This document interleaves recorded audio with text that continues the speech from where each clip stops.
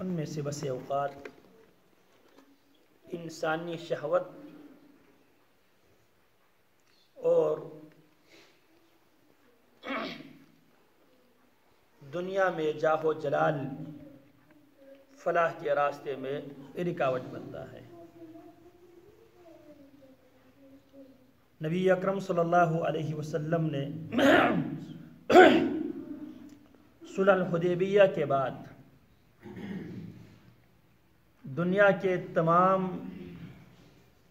بادشاہوں کے نام آپ علیہ السلام نے خطوط ارسال کیے،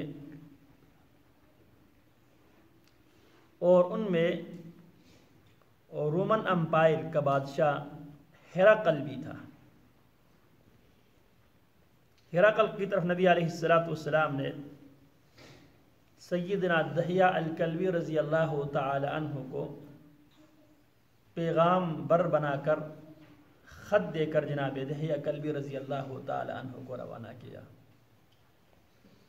اور یہ جو خط ہے یہ خط ہرقل کو نبی علیہ السلام نے لکھا تھا۔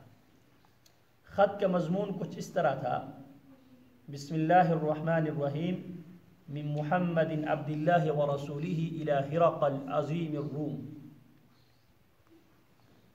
محمد الرسول اللہ صلی اللہ علیہ وسلم کی طرف سے شہنشاہ روم ہرقل کی طرف، اسلم تسلم، ہرقل مسلمان ہو جاؤ، سلامتی تمہیں مل جائے گی۔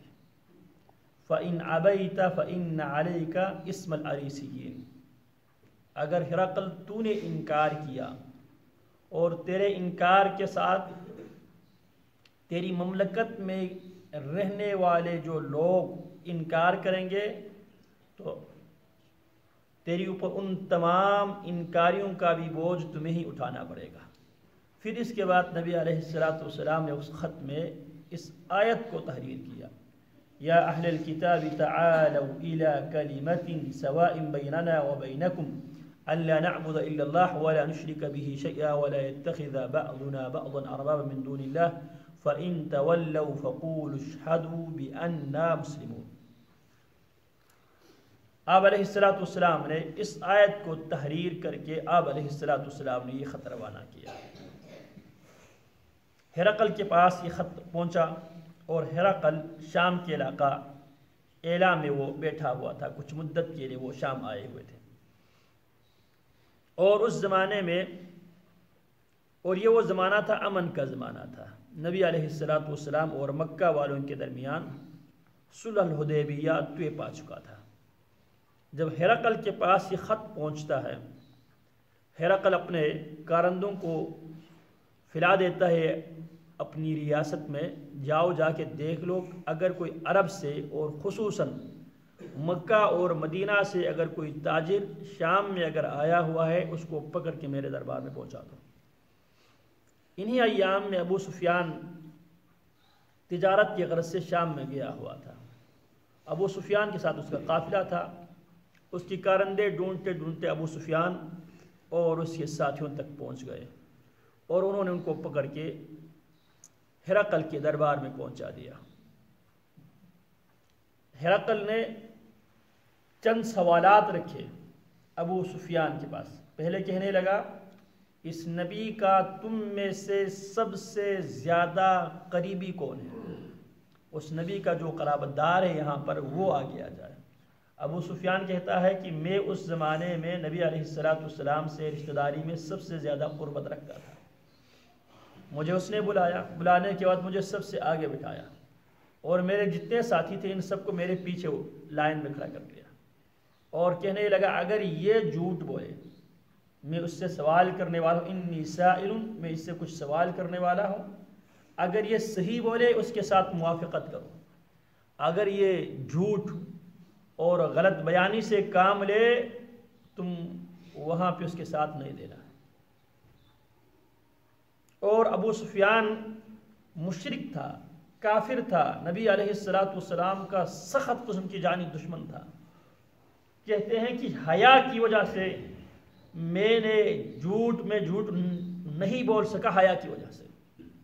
ہاں ایک مسئلہ تھا، ایک سوال تھا، اس سوال کے ضمن میں میں نے کوئی ایسی بات کر دی لیکن وہ بھی جھوٹ کے زمرے میں نہیں آتا۔ کہتے ہیں کہ کیا وہ نبی معاہدہ کرنے کے بعد، وعدہ کرنے کے بعد کیا وعدہ خلافی کرتا ہے؟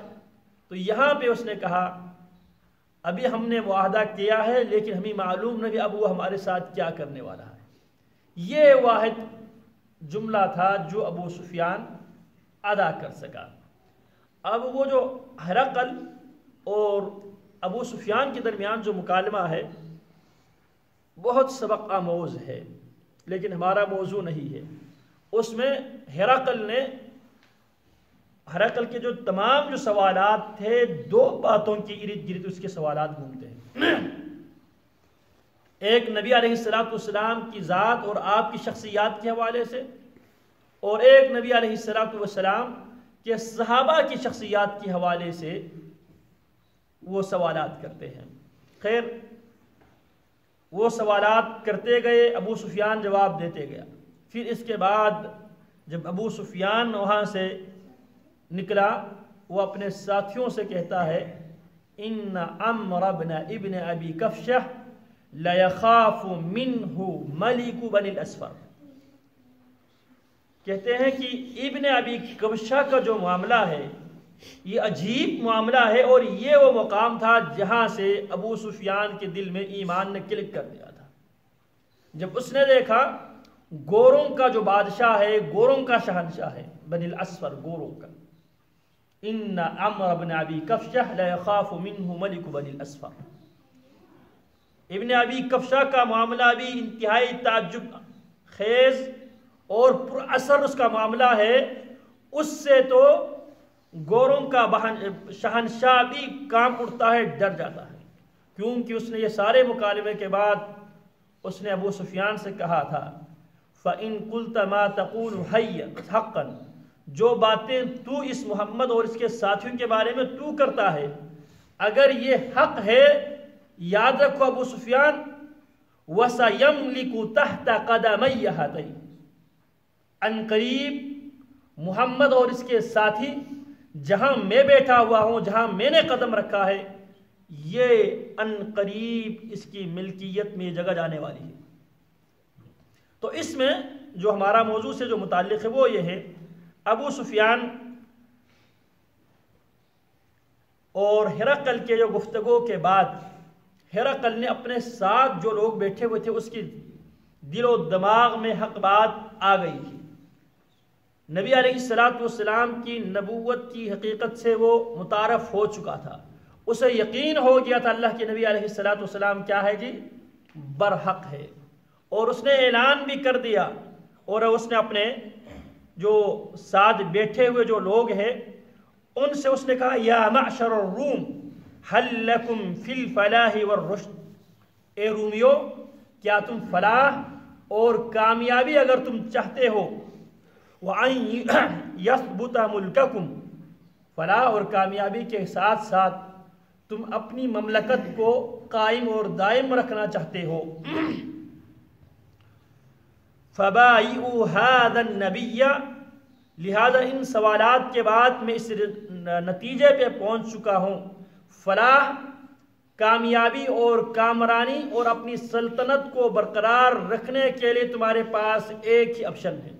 وہ آپشن کیا ہے؟ کامیابی کامرانی حاصل کرنے کے لیے اپنی جو صدیوں سے جمی ہوئی حکومت کو قائم رکھنے کے لیے تمہارے پاس اب ایک آپشن بچا ہے۔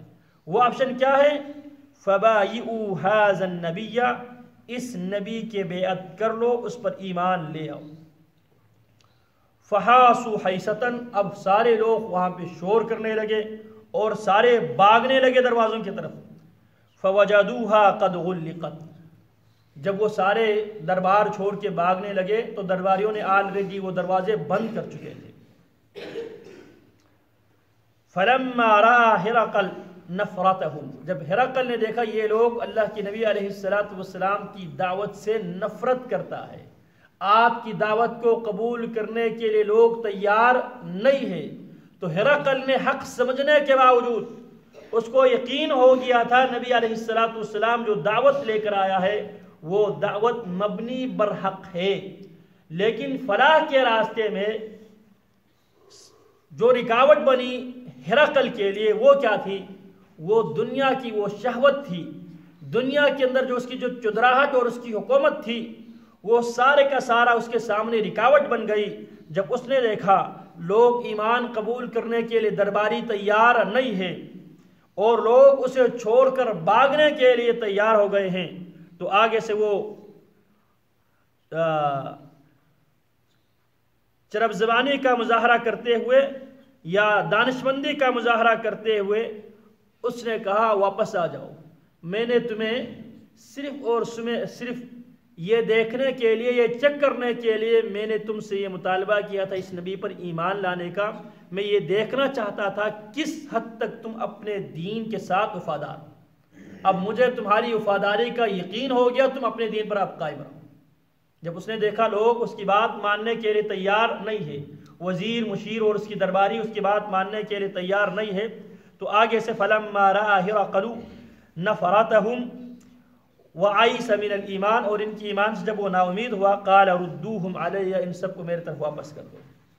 وقال انی قلت مقالتی انما آنفا اختبر بها شدتکم علی دینکم، میں نے یہ بات تم سے اس لیے کیا تھا تاکہ تمہارے دین کے ساتھ لگاؤ، تمہارے دین کے ساتھ تمہاری وفاداری چیک کرنے کے لیے میں نے یہ بات کی تھی۔ مجھے معلوم ہوا تم لوگ دین مسیح کے بہت زیادہ وفادار ہے، لہٰذا تم اپنے دین پر قائم رہو۔ تو یہاں ہدایت کے راستے میں شہوت، لذت اور حق بات پر یقین ہونے کے باوجود دنیا کی جو زائل ہونے والی جو نعمت ہے وہ بس اوقات فلاح کے راستے میں رکاوٹ بنتا ہے۔ اللہ رب العالمین صحیح معنوں میں صلاح فلاح کے راستے پر چلنے کی توفیق عطا فرمائے۔ وصلی اللہ وسلم علی نبینا محمد وعلی آلہ وصحبہ اجمعین۔